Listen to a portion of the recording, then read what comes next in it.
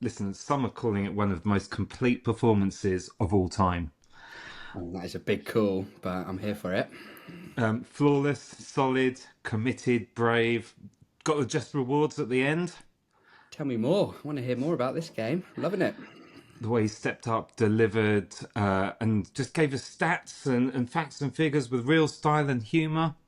Hang on. What are you talking about? I'm talking about your performance stepping into Matt's fashionable shoes in the last episode. What are you talking about? Oh, very good. I thought you were talking about some other game of football that we might be interested in. Um, well, as you can tell, everyone, Matt was meant to be back this week, but he's currently driving through Scotland, and he's totally misjudged his distances, so he can't be with us tonight. So yet again, the able deputy, the trusty number two, the what did we call you last week? We called you David Craig Oldfield. Short. Yeah, I'm stepping in like Nelson stepping in to replace Moore. Only then for like Brown to get injured, so Moore has to come in to replace Brown or something. Yeah, something. Good analogy, that. Right, thanks. Listen, brutally tough quiz last week, which I feel really bad about. Yeah, didn't enjoy it. Sour taste left in the mouth after that. So this week we're going to play a different game that I've invented instead. I want you, first of all, Theo, to pick a number between 1 and 10. 8. And I want you to pick another number, please, between 1 and 10. 3. Cool. So 3 times 8 is 24. I want you to think of an Oxford United player, preferably from the past, who has scored 24 career goals for Oxford United. If you go over, you are disqualified. Okay, which is tough. If you're not within 5, you are also disqualified. I will take your answer at the end Okay, good. of the Have a think about it. podcast. Have a little think about it. Ready? Are we going to do this again? Let's do it. Run the sting.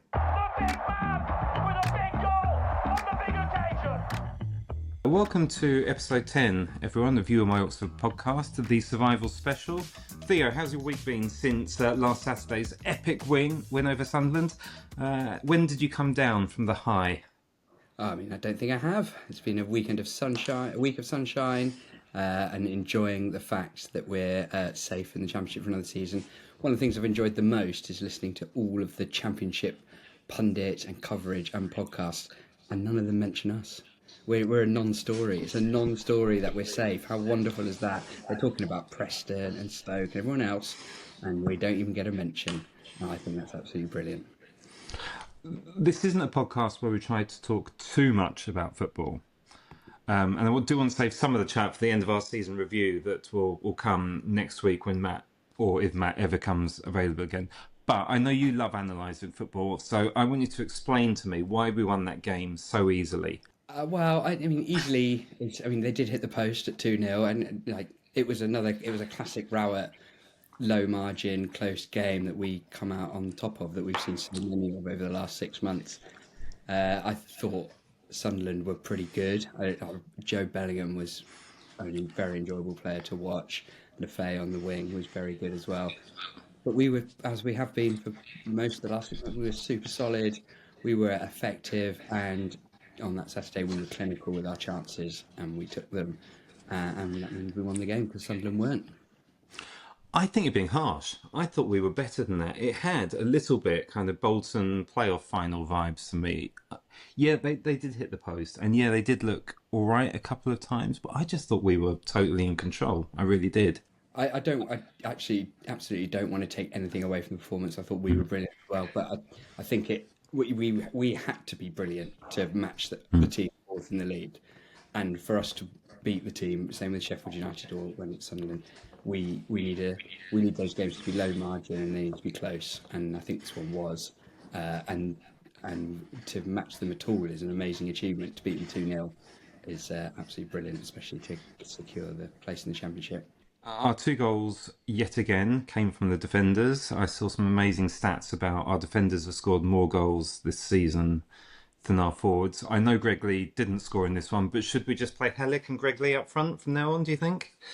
Absolutely not. I think part of the reason we were so good on Saturday is because we had Ruben Rodriguez and Mark Harris leading the line. I thought Ruben, he's shown snippets of that all season. If he could consistently put in those kind of performances in the Championship, he'd be such an asset because he's got the quality on the ball. We know he can make the passes, but actually he's a bit of a workhorse as well. He puts his body between the defenders and the ball so often, which is something we've really struggled to do in the top end of the pitch. And Harris, I have given him so much grief this season for not contributing enough. But when he plays and when he like that and when he runs around and battles and challenges like he did on Saturday, he's a huge asset. So I'm sticking with Ruben and Harris over Hillock and Lee, I'm afraid. Probably wise. Um, so we are in the Championship next season. Of course, we've got no idea what's going to happen. We've got no idea what's going to happen over the summer. Any thoughts? Any kind of how are you feeling generally though about how we might cope? Anything you're worried about?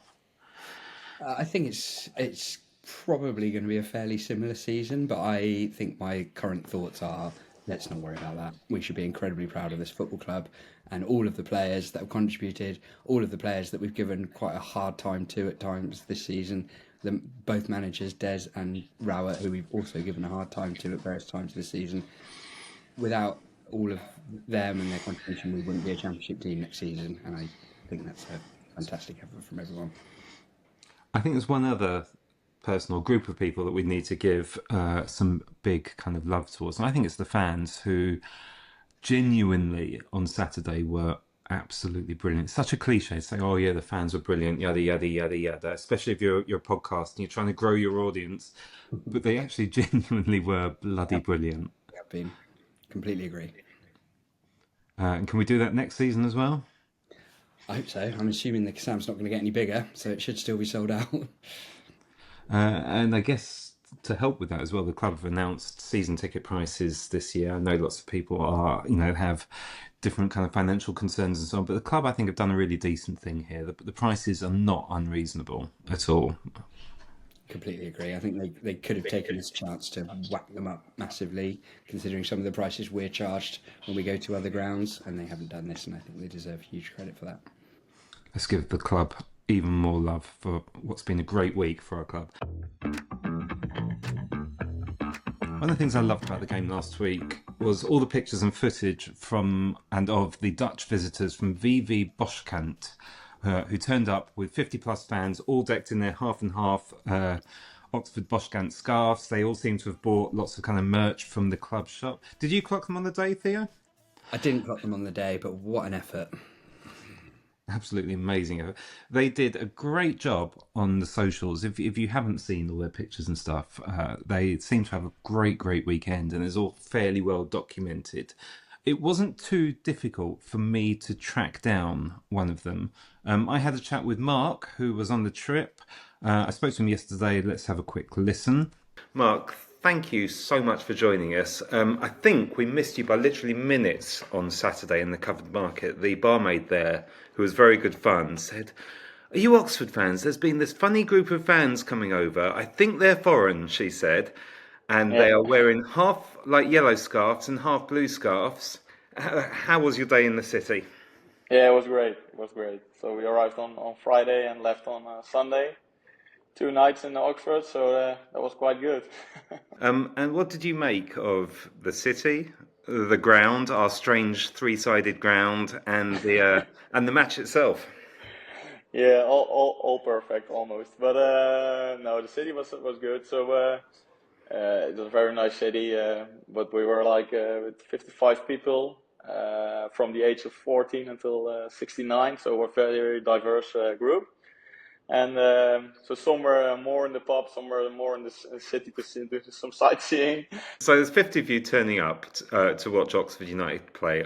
I guess the obvious Yeah. question is why? Why were you there? So why we were there? Our club is existing this year 75 years, so it's our anniversary for that one. And some of the two people arranged. They were like, "Let's go do a trip," and we want to see Ruben Rodriguez once. He played at a very young age at our club, but we will probably talk about that. So that was one of the reasons. So somebody said, "Let's go." We made a list in our at our football club who wants to join, and then they were like, "Okay, if there are enough people who want to join, then let's try arrange our trip to Oxford."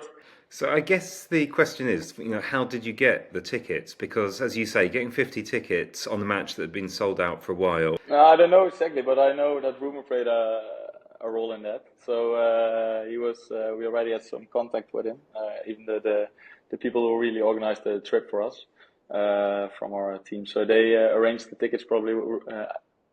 I thought it was with Ruben and someone also from Oxford United itself. So tell us about your club. I'm going to try and pronouncing this. Boskant? Yeah, it's quite good. So it's VV Boskant. Yeah. So you are quite good in it. So it's a really small club. So we're like from the city, or even maybe better to say the town Boskant. There are living around 1,800 people, I guess. We have a small club playing now, sadly, since this year, the lowest league for a bit of first team, but that doesn't matter. We have a quite good support, also with away days. I guess there are around like 100 people or something, maybe turning up, sometimes a little bit more, sometimes a little bit less. But there are also some days that when it's really rainy, that are like maybe 50 people. Ruben Rodriguez played for you. Did he play for the first team? How No. long ago are we talking? What kind of age are we talking? Really far back. So he started at our club. It was in 2004. Mm-hmm. I think he was around the age of 8 or 9 when somebody. There was a painter. That's the story behind it, I guess. But there was a painter painting his dad's house, what was renting, and he was shooting a ball, and the painter said, "Oh, let's come to our club and maybe you can play," because they were just. I don't know how many years, but they just arrived from Portugal to the Netherlands, and then he came to a club in 2004, and he played like I think it's 4 or 5 years for a club until the age of 12 when he was going to secondary school. And was he obviously good at that age? Did he stand out? He was obviously good at that age already. Yeah, it was really small, so it was the smallest. You wouldn't say that now, but he was really small and from the smallest probably in the team. And yeah, they won every time. They were multiple times champions in the youth then. And I can remember that I'm 30. I'm a little bit older. I'm 4 years older than Ruben. And there was one time he even played with our team. So he was a substitute, but he just played once, like an half an hour, I guess. So he was always already one team above what was his age, because he was quite good at football at the time already. Yeah. And do his family still live in the town, the village? Yeah, they first they lived like very nearby between two villages, between ours and the other one, and now they already a few years ago they moved to the other town. So they don't live at our town. However, they are still sometimes coming to the matches. Even Ruben was, I think, 1 month ago or something. He played on Saturday at Oxford, and then on Sunday he was watching the game from our first team. And his dad, is this right, came along on the trip with you? Yeah, yeah. His dad and his little brother. So he has two brothers, and they also both played. Also, the brothers also played at our football team, and also his dad. He played also at our football. He was a goalkeeper. Going back to the playoff final, we discovered last year that Ruben he's a man who likes to party, I think it's fair to say, because after the playoff final, he pretty much live streamed this 2-day drinking session that he went on. Is that something that kind of matches his local reputation at all, or in the nicest way possible? Yeah. In the nicest way. I don't think so. Of course, he left very early at our club, so we don't know. I cannot say if he's already. When he's off football and back in the Netherlands partying we don't meet him, but he was there Saturday after the match. He joined us also with I can't remember now his name, but also the Dutch player joined, not Romani, but oh, that's very bad. Oh, Hidde Terravest. Hidde Terravest, they joined, both joined us. So they were happy that they stayed in the championship. Let's say that. I like that. It's a very tactful way of saying it. So that they joined you. Where did you go after the game? Did you go into Oxford itself, or did you? Yep. Yeah. So we went directly from the match to Oxford. Uh-huh. Went to the Irish pub, and when it was closed, we went to another bar with a lot of it was still 30 or 40 people, maybe 30 people still going on. So that was quite a group. So if Oxford fans ever want to return the favour and come and visit you guys, tell us, how do we get there, and what will greet us when we get there? It's quite hard to come over here. So you can. We're living nearby Eindhoven. It's around 20 kilometers. So there's an airport. However, in our small city, there is not directly a hotel or something. So that's something we should arrange that they can join a hotel in Eindhoven and come by bus or something like that, because the public transport isn't that good. If there's really people who want to come to Boskant, they are more than welcome, and we will arrange everything that they can join us and drink something with us. I'm sure he's listening to this podcast, because this is, as you know, a hugely popular and successful podcast. What message would you like to pass on to Ruben? Ruben, very nice that we could join the game, and that he was arranging something for us. And we talked to him later. I also talked to him, and he was very happy that we wanted to make the trip. All the best, of course, for Ruben. Hopefully he can stay a long time at Oxford or play professional football. And we will see him around at Boskant once. Maybe when he's really old, he can still go and play for the veterans, the really old team or something. He's always welcome to join Boskant again. He's ours for a bit, I can assure you of that. So. Yeah, hopefully that's the best. And when this time next season we are celebrating promotion to the Premier League, will you be back again, do you think? If you can arrange some tickets for 55 people, we will definitely be there. For I'll sure. do my best for you, yeah. That's good. Dan, I hear we've had a bit of a success on the socials. Ludicrous success, Theo, especially on our short form platforms. It seems to be massive Oxford United interest on short form platforms. I'm thinking of starting a campaign to change the name from TikTok to TikToks. What do you think? How about YouTube? Brilliant. It's that kind of dad humour that's clearly appealing to our younger audiences. Honestly, though, we've had some ludicrous success. One of the videos had 7,000 views, which I still can't quite get my head around. Most of them are well over 1,000 at the moment. If you do want to follow us more, I'll give you all the details a little bit further. The one that really surprised me, though, was... do you remember we talked last week about finding Bobby Ford? Oh, Bobby Ford. What? What the hell was that?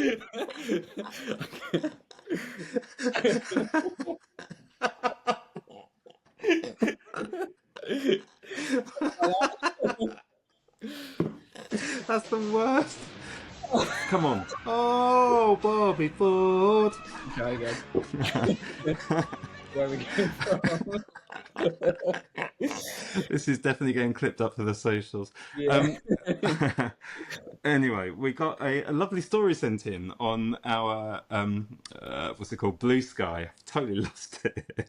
We got a lovely story sent in from somebody called Johnny Boy Lager. Probably not the Johnny Lager of 1990s fame, John Dernan. I am going to read it to you, so bear with me. Hi guys, really enjoying your pod. That's always a great way to start a message to us. I can't help you locate the elusive plumber Bobby Ford, but I do have a story I'd like to share. Back in the early 1990s, when he joined the club, Bobby was lodging with a family in Chinnor and would often come to the sadly no longer existent Royal Oak pub with the son of the family. It was our local at the time, and soon we got chatting to him and got to know him a bit. On a few occasions, he even got us complimentary tickets to games, etc.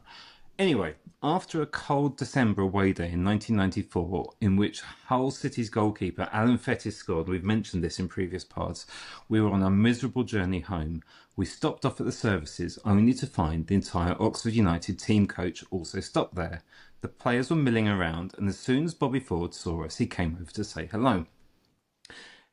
He told us the atmosphere on the bus was like a morgue, so we offered him a lift, which would save him going all the way back to the Manor Ground with the grumpy players, and then catching another bus back to Chinner. Of course, he jumped at the chance. Once we got back to the village, we went straight to the pub and got totally hammered together. Great memories. He was a fantastic player. Hope you track him down and find him well. Come on, you Yellows. Now, I love hearing stories like that, and I love hearing stories where people have met a player or a former player, and that player then turns out to be really nice. Theo, have you ever met a player or ex-player out of context or even in context? I've not got wonderful stories on this front, but well, you were there as well, Dan. Last season after the Exeter game, we were in the pub just around the corner from the away end, and Owen Dale came in and to rapturous applause from all the Oxford fans in the pub. I believe he bought his partner a drink as well. Him and his partner. So, Owen, if you're listening, you still owe me a drink. 2 drinks, actually. And I mean, I think Owen Dale's contribution to last season will always fall down slightly compared to Josh Murphy's, but he came in with his positivity and he completely galvanised our attack, I think, in January. And I don't think you can underplay the influence that he had. So it was very nice meeting him, and he was a complete legend, singing all the songs with us in the pub. He was a truly lovely guy, and he's still with us, isn't he? In theory, he's just on loan at the moment. Is that right? Is it Wigan? Yeah, he's at Wigan. He's doing pretty well there as well. He's clearly a very, very good League One player, and I wonder given the lack of output from our wingers this season, I wonder what would have happened if he was given a season in the Championship. Interesting point. If I could wave a magic wand at you and make this happen, which former player would you like to meet? But to make it more difficult, it's got to be somewhere weird. So, for instance, you could choose Nicky Banger, my favourite player of all time, in Moss Bros, for instance. Who would you go for? So my example here is going to be very much of a time, and it will be relevant to listeners who were in their teens or 20s in the late 2000s. So I'm going to go Billy Turley is going to be the guy I hang out with, and I want to hang out with him in the Purple Turtle Club, which used to they were great in there because they didn't ID before 8 o'clock. So absolutely fine for getting in and underage early, and they would sell you 4 pints of snakebite for £4 in a jug. And I think Billy Turley would have actually lapped that up. I think any night with Billy Turley is probably going to be good fun. But I can't think of any reasons why at all, actually. But none whatsoever. If you're listening, lawyers, there are no reasons I can think of whatsoever that a night with Billy Turley might be good fun. So interesting you mentioned Billy Turley, and he, like Bobby Ford, has also totally disappeared off the radar. This is totally unscripted, this bit, I can assure you. When I was searching for Bobby Ford, I was chatting to a former employee of the club. I said, have you got a contact for Bobby Ford? And they explained the whole story about how he's just vanished. And they also said, just like Billy Turley, who is also apparently totally unreachable. So, listeners, if you do happen to be Billy Turley's next door neighbour or see him in, what was the name of that club? The Blue Turtle or something? Purple Turtle. It was just off Cornmarket, next to the cellar. It was a haunt of the late noughties. Sounds quite a night. Anything else you've spotted on the internet in the last couple of weeks? Yeah, I absolutely loved Oxblogger's years ending in 6 stat. So this runs that we were relegated in 1976, we won the League Cup in 1986, won promotion in 1996, got relegated in 2006, and then promoted in 2016. By this pattern, we'll have been promoted next year, but relegated in 2036. Imagine 10 years in the Prem. Lump on it. My favourite thing was a post from a friend of the pod, Johnny Biscuits. He spotted a video it's an official club video of an interview with Mark Harris after the game against Sunderland. And in the background, if you look really carefully, there's a girl, probably one of the players' daughters, doing these really incredible kind of cartwheel backflips. And then she kind of collapses in a heap. And once you spot it, you can't unsee it. It's the funniest thing. But I love Johnny's quote too, which is like, so what? Are we supposed to just ignore the small backflipping child in the background being shot by a sniper? It was funny. Listeners, it probably wasn't a sniper and would be very, very strongly against it if it was actually a sniper. This is a very family-friendly, law-abiding podcast that absolutely does not condone shooting, cartwheeling kids. Anyway, on our socials, you can find us at Blue Sky. We are You Are My Oxford Pod. We're on Instagram at You Are My Oxford Pod. We're on TikTok at You Are My Oxford Podcast Dan, which is a bit of a mouthful. And on YouTube, we are You Are My Oxford Podcast. We are doing well on all of them at the moment, so do come and join the party.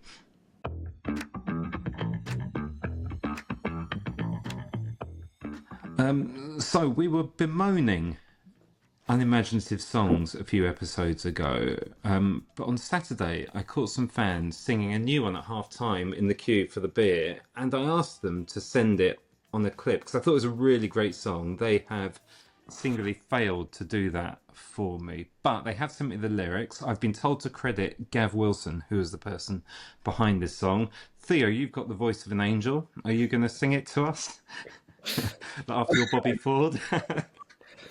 Ooh, watching the Oxford ain't easy. It's not very pretty, I tell thee. A ball in the box is unlikely unless it's been thrown in there by Folksy. La la la. La la la la la la la la la la la la la la la. I predict a Rowett. I predict a Rowett. Good song. very, very good song. I might try and put the original underneath as well, just to make you sound less bad. I think it was a time, so you should be able to do that. This is Theo after 4 pints after work, everyone, which is the only reason he's agreed to do that.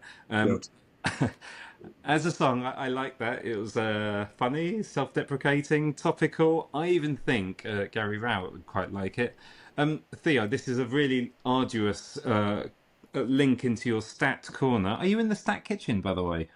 I'm in the stats loft today, away from the family, down to listen to my singing. Go on, give us some stats then about Rowett. You can't give us the one though about being 7th in the table, because I've heard that everywhere and I'm really bored of it now. It is boring. We are 7th in the table, but I wanted to talk about our home form rather than talk about overall. So we have had 12 games, home games under Rowett, and we have won 7 of them.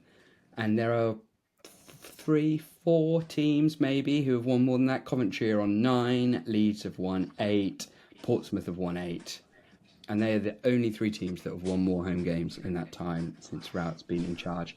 We've also drawn 1 and we've only lost 4 of those games, scoring 17 goals with a goal difference of +3. But even so, that's obviously an improvement of what we saw under Des in the first half of the season. And then away from home, we've got those 2 crucial wins, which he also deserves massive credit for, making us competitive away from home. And I think the results against the top 4 at home are worth also mentioning, not just across Rowett's period, but Des as well, because ultimately they look like what has got us safe. You take Sunderland, Sheffield United, Burnley and Leeds. We have beaten Sheffield United, we have beaten Sunderland, we've drawn against Burnley, and a narrow but very positive defeat against Leeds has got 7 points. And without those points, we'd be right in it, wouldn't we? We would be right in it. Listen, I'm thinking all about the socials at all times, so I don't necessarily believe this question that I'm asking you, but I think I'll make a really good social clip. Is Gary Rowett just a marathon running, charming Steve Evans? I.e., is he someone who does a great job short term, but without a great deal of long term strategy. Well, I would throw back to you straight away that Gary Rowett just ran a marathon in 3.5 hours. I'm not sure Steve Evans is going to manage that. Uh, I think that's pretty harsh on Rowett. His job at Millwall was exceptional. He then was pretty unlucky at nearly keeping Birmingham up last season. I think we need to give him the chance to build something here. He's come in mid-season. He's seen what our strengths are, which are the defence and set pieces. He's made the absolute most of them, and now he deserves the opportunity and also credit from the fans to just go and build something a bit more progressive and attacking. And let's see what we get to next season. I was only asking it to be controversial and thinking about the socials. I actually do. I think he's done an incredible job. And unlike Steve Evans, he really does come across as a decent bloke as well. Yeah. I'm a fan, always have been. Gary Pragmat, we love you. So, Theo, last week we gave you the chance to do some nostalgia, and you took that opportunity to dig up the horror of the 2006 relegation from the Football League. So we've taken the executive decision to ban you from doing this bit ever again. So it's over to me, basically. Yeah, fair enough. I mean, my first 10 years of following Oxford were all the relegations in the noughties, so probably best to hand it over to someone with some more positive and cheery stories. So I've been thinking that it's been a long time since we've actually had an end of season game, like the last game of the season, we could actually just go and have a party. It took me a long time to think of it. The criteria was this, right? It has to be a game upon which nothing rests. We've had a few of those recently. There have been a few, but there's a bit more to the criteria. It has to be in a season where we have massively overperformed. So it can't just be a dead rubber at the end of a crap season where we've just stayed up. But like the one with the last season of Robinson, crap season, stayed up with like a game to spare, but it was crap. And there can't be any disappointment, i.e. we've just missed out on the playoffs. And we had a couple of those. We had one under Appleton, we had one under Robinson also. So the criteria has to be a season where we're going into the last game wanting to party because we've just had a great season and it's all been brilliant. And we've got nothing resting on the last game. So this game at Swansea sounds absolutely perfect. Complete party. Swansea fans are happy because we basically relegated Cardiff 10 days ago. Does this meet your criteria? It's exactly the right criteria. And genuinely, it took me a long time to think of another game that we've had with this kind of the perfect storm of like end of season party. So the nostalgia that I want to dig up is the final day of the 1997-1998 season away at Middlesbrough. It was the last totally carefree, fun day we had at the end of a season. We'd had a really weird season. About halfway through, we were looking absolutely odds on for relegation. Then there was a fan campaign which led to Malcolm Shotton being appointed manager. That inspired Joey Beauchamp to have this incredible end of season where he scored loads of goals and assists and so on. Young players came into the team. And in the end, we finished with this incredible run of beating Forest and Man City and all sorts of like really big teams. And we finished comfortably mid-table. Went into the last day of the season away to star-studded Middlesbrough, who themselves desperately needed a win that day to go up. Loads of fans went up. They gave us a really good ticket allocation. Lots of fans went up to Newcastle the night before, including me. Got absolutely pissed as a fart. Then we went down to Borough on the next day, where the party just continued all morning. Loads of drinks, turned up at the ground. The Middlesbrough fans were in a kind of weird mood. I think they expected to win because they knew that we had nothing to play for. They had a really, really kind of star-studded team. But obviously they had that bit of tension that everyone has. But generally they were in a really good mood as well. The game kind of kicked off. It was the first half was a bit edgy. We kind of did our best to kind of look like we were interested. We weren't really. Second half, we totally folded. They banged in 4 goals. We scored 1 at the end. It was really funny at the end because when we scored, we partied like it was like we'd scored the winning goal. our good friend, my good friend, Nicky Banger got the goal as well. And it was just, the whole day was just a massive, massive, carefree, fun party. We were wearing lots of fancy dress. It was just the kind of day that we haven't had in a really, really long time, and the kind of day I'm kind of really hoping that we have when we go to Swansea on, well, it'll be tomorrow when you're listening to this. And that's when Gazza and Merson swap shirts with Oxford players. So all So the yeah, there are photos of Gazza and Paul Merson wearing this particular shirt. So I chose to wear it today, and they were splattered all over the newspapers. So the Oxford shirt, for once, was literally all over the front and back covers of a lot of the newspapers. It was such good fun. Theo, give me some predictions then for Saturday. more less of a prediction, more of a desire. I hope we don't get a penalty. I would be so cross if we get a penalty in our first meaningless game of the season, and I want to save them for next season. What I'd really, really like to happen tomorrow is Mark Harris gets a goal. I think he has, and from me and from a lot of people, had a really hard time. He showed last weekend and has shown in bits over the season and of course last season, why we should really cherish him as an Oxford player. I want him to get that goal. I want him to have his moment in front of the Oxford fans, and I want everyone to give him a chance for next season to prove himself. So I hope it's Harris.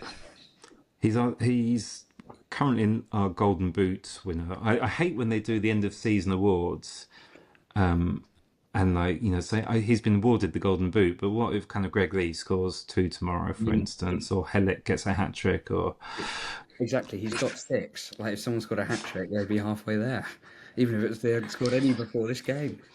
I think we need our top scorer to be in double figures. So Mark Harris, if you're listening, I want 4 from you on Saturday. Just when the 4th one goes in, I'm going to party really hard, like Harris and Rodriguez on that 2-day drinking bender. I'll give you a black eye, Dan. Perfectly for it. Don't do that. So it's the hot take section, and this week's has been sent in by someone who didn't want to be named, but we'll call them Rob. Rob Wilder. Let's call him Rob Wilder. Theo, do you want to read his message?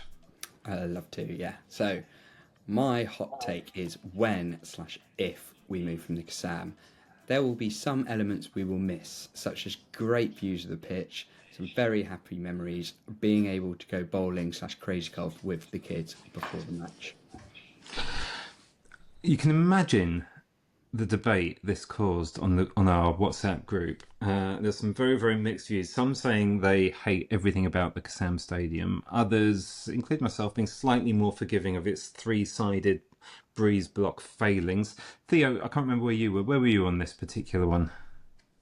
In the middle. I think if it's answering this question now when we've just had a very, very successful season and a wonderful day on Saturday, makes us probably be more positive about that stadium than we would be otherwise. I have always been quite frustrated that my kind of peak football supporting years, i.e. my teens and my 20s, were spent at that ground, and I'm not sure I can ever forgive it for that. So I'm ready to get out there. I took an American friend last weekend, and I gave him the pep talk beforehand about how awful the stadium is. After the game, he commented how he'd built this kind of image of this absolute kind of shithole that it was going to be, but actually it wasn't, he said. Now, I guess on Saturday there were caveats. The caveats was it's a beautiful sunny day. The caveats were we'd had a few pints. The caveats were the sewage farm wasn't doing its worst and the wind was blowing in the right direction.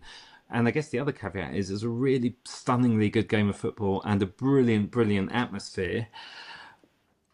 And as the stadium was rocking, I did think to myself, it's a weird thought. I thought to myself, it's kind of like a sense of regret. We'd never, ever given this stadium a chance to become our home. It was built on the cheap. It was mired by a really crap team for the first 10 years. We were given an opportunity to kind of rebuild as a club, but instead of taking that opportunity, the buyers of the club separated the club from the stadium, and ever since then the stadium has just been left to rot. By the time we got good in the mid 2010s, the ground was a wreck, and we kind of all learnt to hate it by then. I just sometimes look at it and I think it's just a shame we haven't given it a chance to be what it could have been if they built the fourth stand, if they kind of filled in the corners, if they had a fan zone, if there was a train station. It would be all right. It would be actually all right. We've proven it can be all right. It's just, I don't know, it's just a sense of shame. Of course, I'd love us to move it to a new stadium. It'd be brilliant to have a new stadium. But I'm just never, I don't know. I just feel slightly sad that we never gave this ground the chance to be what it could be. Yeah, it couldn't really have all been built and happened at a worse time for a new it. And we were, as you say, we were terrible for the whole of the 2000s essentially. And new grounds are generally always built on the edge of town, so they're unlikely to have that manor-esque atmosphere of the pubs before the game. We're maybe holding on to a dream that doesn't exist if we were kind of harking back to that kind of Saturday afternoon ritual.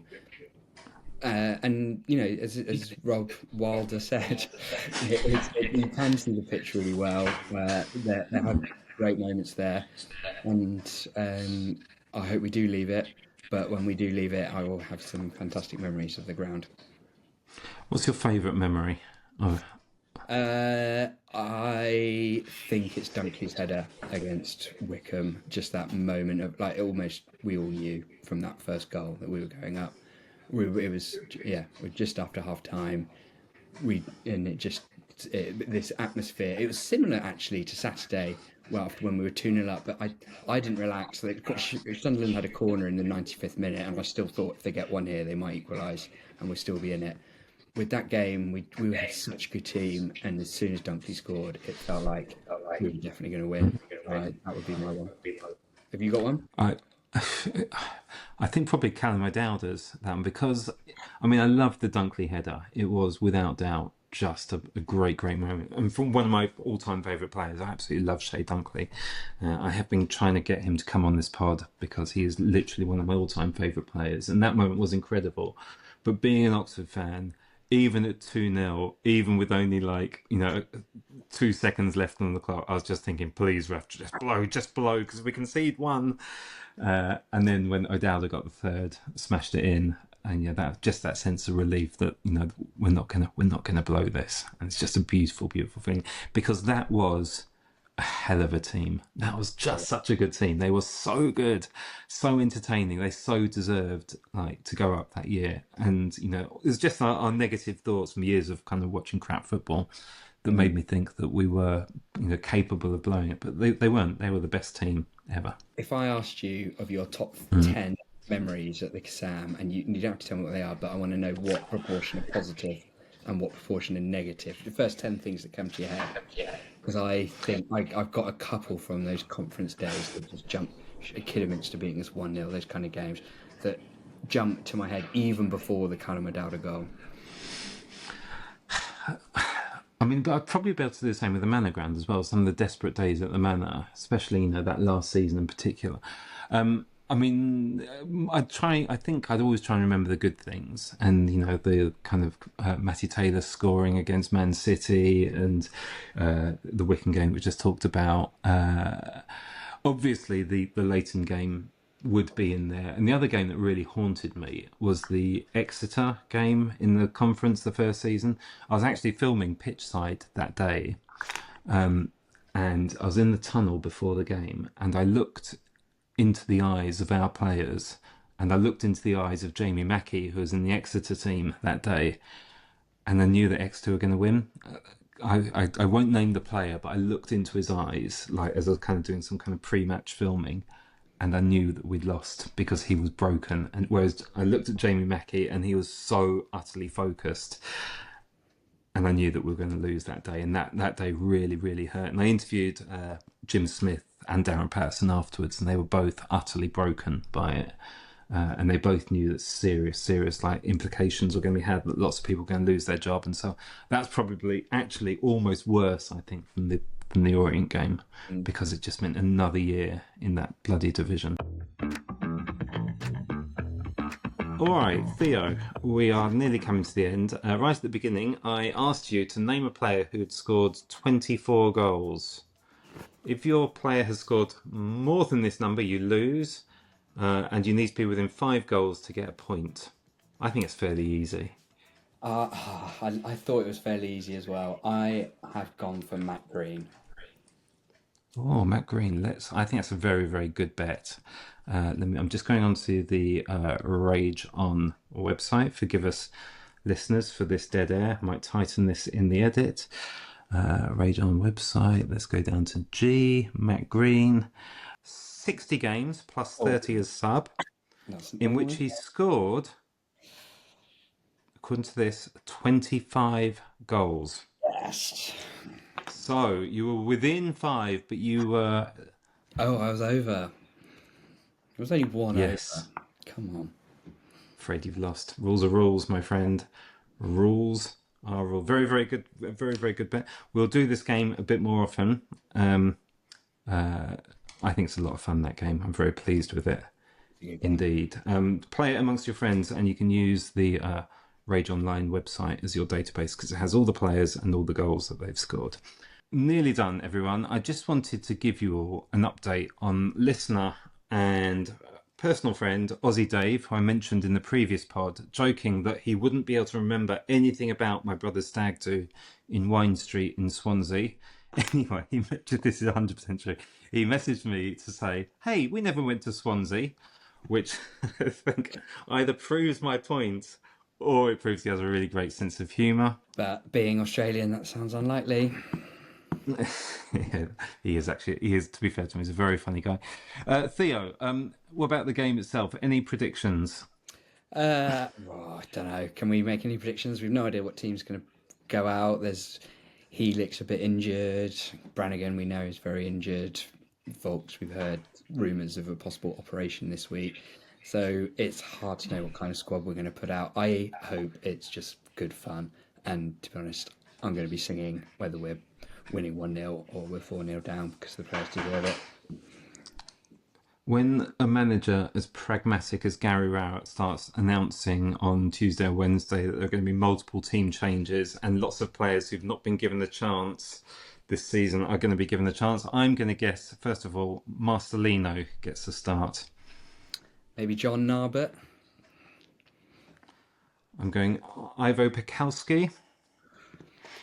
Imre Varadi. Abdusal. Gary Twigg. It's a hell of a strong team we're putting out there. Theo, the next question I have for you is the 0748 from London, Paddington to Swansea. Is that too early to be called the Stellar Express? I would probably leave it until you're in Swindon to start the Stellar Express. But after that, I think you're good to go. Yeah, I'm not a great early morning drinker. If I start drinking at 7:48, I'll be asleep by 8:48. Theo, thanks ever so much for stepping in once again. Enjoyed it, I hope. Absolutely, always happy to step in and love it. We will all three of us, including Matt, if he ever makes it out of Scotland, we will all be in Swansea on Saturday. So if you do see us, do come and say hello. If you are enjoying the pod, please remember to share it with your friends. We do need some more listeners right now. And genuinely, any likes, comments and shares, wherever you see our content really does help with algorithms. So please do drop us some messages and just encourage us to keep going because we love doing it, but we just want to see some numbers. Theo, thanks a lot, buddy, and I will see you on the Saturday. You are getting 7:48, aren't you? But you're getting on later, I think. We get on at Newport. Did you get in at 10:30? If we get the 7:48, I think it's more likely we might get the 8:48, to be honest. But I'll try and catch up with you in Wine Street. It's a place that you will never forget, unless you're Aussie Dave. Thanks for listening, everyone. I'll speak to you soon. Cheers. Bye. The big man with a big goal on the big occasion. Oh, Bobby Ford. What? What the hell was that?